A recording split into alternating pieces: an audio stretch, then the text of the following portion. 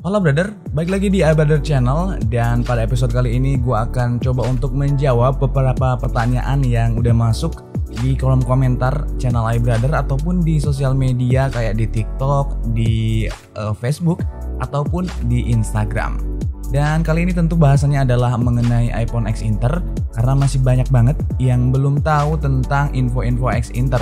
Di luar sana memang banyak info-info yang dalam tanda kutip sesat, yang bisa ngebuat kita itu bingung sebenarnya peraturan X Inter itu kayak gimana, dan bahkan bisa jadi kita adalah korban dari kesalahpahaman informasi tersebut. Nah, berangkat dari hal itu gue coba akan menjelaskan atau menjawab pertanyaan-pertanyaan yang udah gue cek list. Nanti kalau lo pengen lihat pertanyaannya apa aja, cek aja di kolom deskripsi dan lo bisa ngeklik timecode-nya kalau memang lo pengen cari pertanyaan yang sesuai dengan yang lo pengen tanyain aja. Biar kalian nggak kelamaan untuk ngecek satu persatu pertanyaan-pertanyaan yang akan gue bawakan. Oke, siap? Kita mulai. Di channel ini gue bahas iDevice dan iOS. Kalau lo punya minat yang sama, langsung aja aktifin tombol subscribe.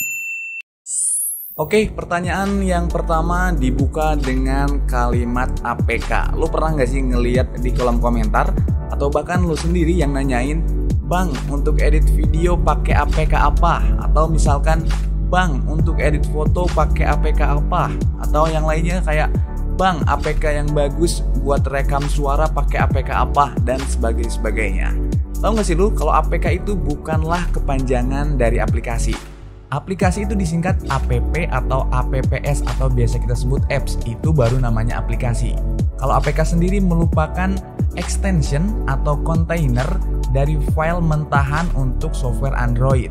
Jadi APK itu kepanjangan dari Android Package. Misalkan ada mentahan software Android, misalkan softwarenya itu kita sebut aja kalkulator. Maka filenya itu akan bernama kalkulator.apk, kalkulator.android package. Jadi untuk menandakan file itu untuk Android, maka extension filenya disebut APK tadi. Sementara untuk iPhone, untuk extension filenya itu IPA atau IPA. Misalkan tadi kayak software Android adalah kalkulator.apk untuk Android, tapi misalkan untuk iPhone adalah kalkulator.IPA atau IPA. Jadi perbedaannya di situ ya. Jadi lo mudah-mudahan bisa tahu singkatan-singkatan dan nggak salah menggunakannya. Jadi ke depan kalau lo nanya mau pakai aplikasi apa dan sebagainya, jangan singkat kalimat aplikasi dengan kalimat APK, tapi singkatlah dengan kalimat app atau apps. Itu baru bener gitu ya. Mudah-mudahan informasi sederhana ini bisa ngebuat lo makin paham lagi hal-hal yang lebih kompleks. Oke, kita lanjut di pertanyaan yang kedua. Oke, di pertanyaan yang kedua misalkan tuh kayak gini, Bang, iPhone gua iPhone XR X Inter update iOS aman gak ya? Atau Bang, iPhone gua iPhone 11, Bang, iPhone gua iPhone 12, iPhone 13 dan sebagainya. iPhone-nya X Inter dananya aman apakah enggak untuk update-nya? Ini pertanyaan yang enggak bisa gua jawab dengan satu jawaban. Walaupun HP X Inter bervariasi, ada yang aman untuk sinyalnya, ada yang enggak. Seperti yang udah gua sering jelasin, iPhone X Inter yang bayar pajak, yang emailnya masuk pemutihan, itu udah pasti aman. Tapi kalau iPhone yang ilegal atau enggak masuk pemutihan, udah pasti itu kena blokir. Gitu aja. Ataupun cara simple yang bisa lo lakuin, coba lo cek emailnya di website Bea Cukai apakah terdaftar di Bea Cukai atau enggak. Nah, kalau iPhone X Inter lo itu enggak terdaftar di Bea Cukai dan ragu juga atau belum tahu apakah iPhone X Inter lo itu masuk pemutihan atau enggak, cara atau tips yang bisa gua share ke lo adalah dengan menggunakan provider Telkomsel. Selain Telkomsel nggak bisa ya, cuma Telkomsel doang. Caranya ketik bintang 337 bintang 1 pagar lalu call atau dial. Nanti akan ada SMS balasan. Kalau isi SMS-nya itu email terregistrasi, itu aman. Tapi kalau SMS-nya itu email masih dalam proses pendaftaran atau proses registrasi, itu masih punya peluang bisa kena blokir. Lo bisa coba. Oke, pertanyaan yang ketiga juga sering banyak banget ditanyain di kolom komentar. Pertanyaannya kurang lebih kayak gini. Bang, iPhone gua setelah dicek di website Ion Locker itu aktifnya tahun 2019 atau tahun 2020. Berarti itu aman ya bang, tidak akan terblokir emailnya dan masuk pemutihan. Tunggu dulu. Itu di iLocker adalah data pertama kali aktivasi iPhone-nya, bukan pertama kali menggunakan SIM card Indonesia. Karena iPhone X Inter yang aman adalah iPhone X Inter yang pertama kali pakai SIM card Indonesia sebelum tahun 2020, tepatnya di bulan September kayak yang tadi udah gue jelasin. Jadi ketika lo lihat di data website iLocker, iPhone lo itu aktif sebelum 2020, tepatnya bulan September, lo jangan dulu senang atau jangan dijadikan sebagai informasi tunggal yang diyakini sebagai sebuah kebenaran pasti aman. Lalu kenapa gue bilang jangan diyakini atau dijadikan informasi tunggal untuk memastikan iPhone itu aman atau enggak? Misalkan si X beli iPhone 11 tahun 2020 awal bulan Januari. Itu beli di Amerika misalkan. Maka dia akan pakai terus di Amerika dan akan diimpor ke Indonesia ternyata akhir tahun 2021. Pakai SIM card Indonesia otomatis di tahun 2021. Artinya iPhone itu walaupun terdaftar aktivasi pertamanya itu di tahun 2020 bulan Januari karena pertama pembeliannya itu bulan Januari, tapi pakai SIM card Indonesianya di tahun 2021 otomatis tidak akan masuk pemutihan.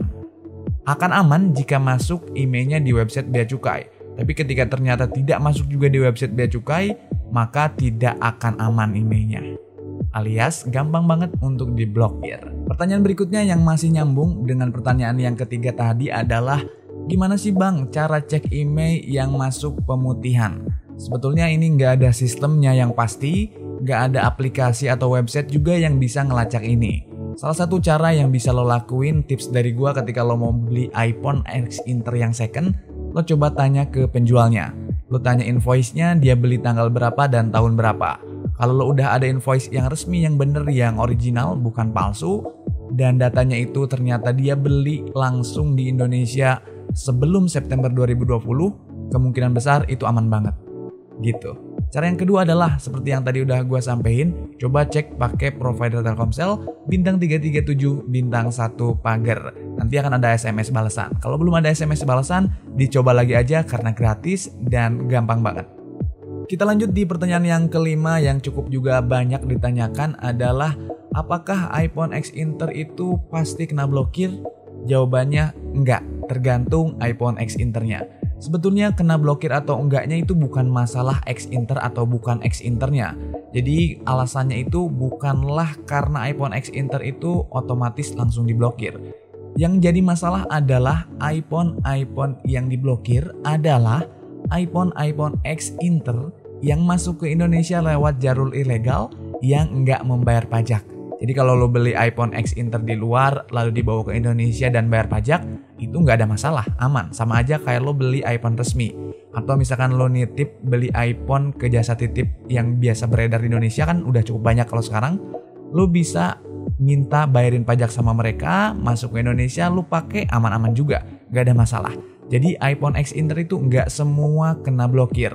Tapi sayangnya memang di pasar Indonesia khususnya di store online atau offline kayak di Bukalapak, di Shopee, di Tokopedia lebih dari 90% mungkin kalau gua presentasiin itu iPhone yang boxnya OEM dan kemungkinan iPhone ilegal yang nggak bayar pajak dan punya peluang pasti diblokir. Yang memang agak susah untuk beli iPhone X Inter yang second khususnya yang aman. Harus jeli, teliti, dan hati-hati. Dan gue udah buatin tipsnya gimana cara belinya. Lo bisa cek linknya di deskripsi ada juga.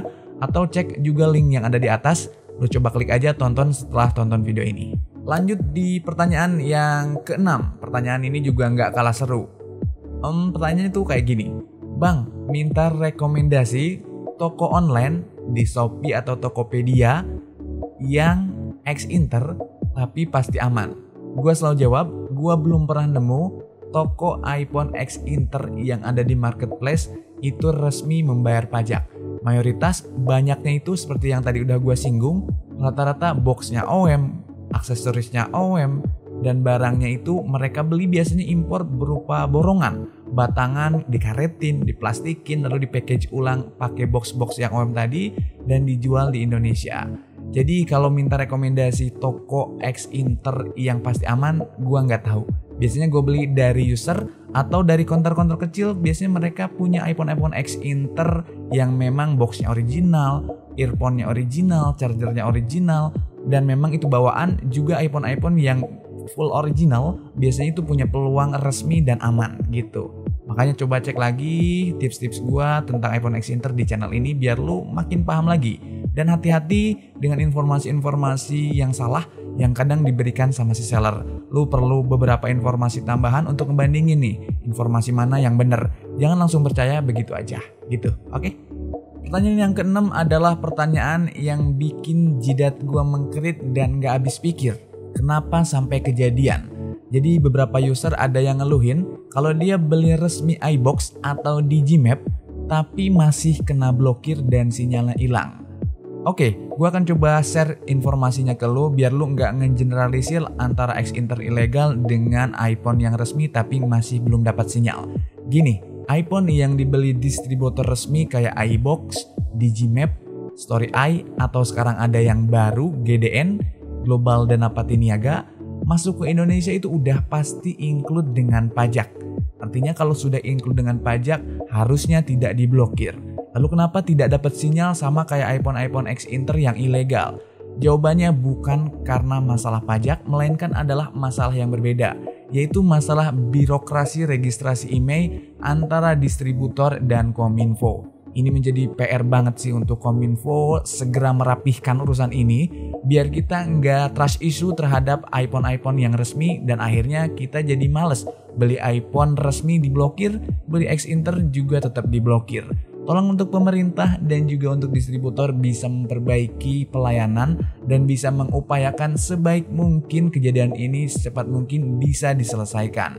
Dan kalau lo ngalamin iPhone lo beli resmi tapi masih kena blokir, lo bisa komplain ke Kominfo lewat sosial medianya atau lo bisa juga komplain ke toko tempat di mana lo beli. Dan kalau lo punya informasi atau pengalaman yang sama, coba lo komen di kolom komentar dan gimana cara penyelesaiannya. Gue pengen tahu dan pengen belajar lebih banyak dari lo juga.